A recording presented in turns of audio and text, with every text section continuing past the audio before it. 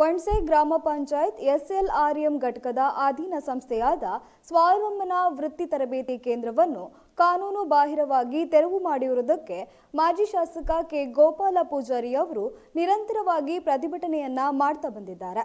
ಆದರೆ ಹಾಲಿ ಶಾಸಕರಾದ ಸುಕುಮಾರ ಶೆಟ್ಟಿ ಅವರು ಮಾತ್ರ ಇದಕ್ಕೆ ಯಾವುದೇ ಪ್ರತಿಕ್ರಿಯೆ ನೀಡುತ್ತಿಲ್ಲ.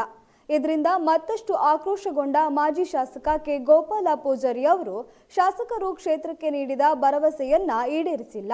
ಹೀಗಾಗಿ ಅವರು ವಿಶ್ವಾಸಕ್ಕೆ ಧಕ್ಕೆ ಉಂಟು ಮಾಡುವ ಕೆಲಸ ಮಾಡಿದ್ದಾರೆ. ಮುಂದಿನ ದಿನಗಳಲ್ಲಿ ನಮ್ಮ ಪ್ರತಿಭಟನೆ ಜಿಲ್ಲಾ ಮಟ್ಟದ ತನಕ ಮುಂದುವರಿಯಲಿದೆ ಎಂದಿದ್ದಾರೆ. ಬೇರೆ ಬೇರೆ ಸಂಘಟನೆಗಳು ಕೈ ಜೋಡಿಸಿದ್ದಾರೆ. ಅವ್ರನ್ನ ಕರೆದು ತಾವು ಮಾತಾಡಿ ಏನು ಗಂಟೇನು ಹೋಗುದಿಲ್ಲ. ನೀವು ಆ ಮಹಿಳೆಯರಿಗೆ ಒಂದು ಆದೇಶ ಕೊಡಿ. ಸಿಒ ಇಂದ ಚೀಫ್ ಕಾರ್ಯನಿರ್ವಹಣಾಧಿಕಾರಿ ಜಿಲ್ಲಾ ಪಂಚಾಯತ್ ಅವರಿಂದ ಇವರಿಗೆ 20 ಲಕ್ಷದಲ್ಲಿ ಇಷ್ಟು ತಿಂಗಳು ಕಟ್ಟಡ ಮಾಡಿ ಕೊಡ್ತೇವೆ. ಆ ಜಾಗವನ್ನು ತಯಾರು ಮಾಡಿ ಅವ್ರಿಗೆ ಕಟ್ಟಡ ಮಾಡಿ ಕೊಡ್ತೇವೆ.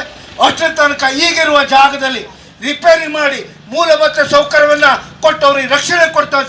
ಸಿಒ ಇಂದ ಆದೇಶ ಕೊಟ್ಟದೇ ಹೌದಾದರೆ ಪ್ರತಿಭಟನೆಯನ್ನು ಹಿಂತಕೊಳ್ತೇವೆ. ಅದ್ರ ಬಗ್ಗೆ ನಾನು ಈ ಮಾತನ್ನು ಈ ಸಂದರ್ಭದಲ್ಲಿ ಹೇಳಿ, ಇಲ್ದಿದ್ರೆ ನನಗಿಂತ ಮೇಲೆ ಯಾರಿಲ್ಲ ಅಂದರೆ ನೀವು ಹಿಂದಿನ ಪ್ರಕರಣದ ನಿರಂತರವಾಗಿ ಸುಮಾರು 7 ಭಾಗದಲ್ಲಿ ಇವತ್ತು ನಡೆದಿದೆ. ಸುಕುಮಾರ್ ಶೆಟ್ಟರು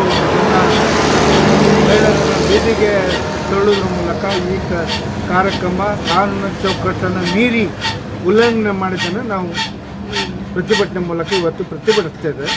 ಬಹುಶಃ ಅವರು ಸಿಒ ಅವರು ಮತ್ತು ಜಿಲ್ಲಾಡಳಿತ ಇದರ ಬಗ್ಗೆ ಸಾಯಂಕಾಲ 7:30 ಗಂಟೆ ಅವರನ್ನು ಆ ಒಂದು ತರಬೇತಿ ಕೇಂದ್ರವನ್ನು ಟೈಲರಿಂಗ್ ಮಿಷನನ್ನು ರಾತ್ರಿ ಮಹಿಳೆಯರು ಇಲ್ಲದ ಸಂದರ್ಭದಲ್ಲಿ ಬೀಗ ಹೊಡೆದು ತೆರವುಗೊಳಿಸೋದನ್ನು ನಾವು ಅದಕ್ಕೆ ವಿರೋಧ ಇದ್ದೇವೆ.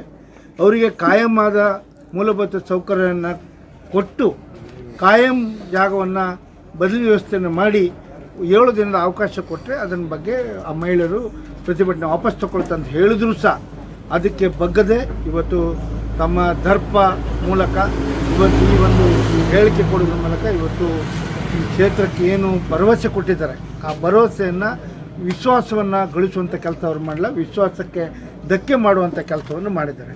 ಇವತ್ತು ವಿಶೇಷವಾಗಿ ನಮ್ಮ ಕ್ಷೇತ್ರದ ಚುನಾವಣಾ ಸಂದರ್ಭದಲ್ಲಿ ಅವರು ಭಾಳ ದೊಡ್ಡ ಭಾಷಣ ಮಾಡಿದ್ದಾರೆ. ನಾನು ಚುನಾವಣೆ ಸ್ಪರ್ಧೆ ಮಾಡಿದಾಗ 5 ನದಿಗಳನ್ನು ಜೋಡಣೆ ಮಾಡ್ತೇನೆ, ಏರ್ಪೋರ್ಟನ್ನು ಮಾಡ್ತೇನೆ, ಇಂಜಿನಿಯರ್ ಕಾಲೇಜ್ ಮಾಡ್ತೇನೆ, ಈ ಕ್ಷೇತ್ರದ ಎಲ್ಲ ಸೌಲಭ್ಯಗಳನ್ನು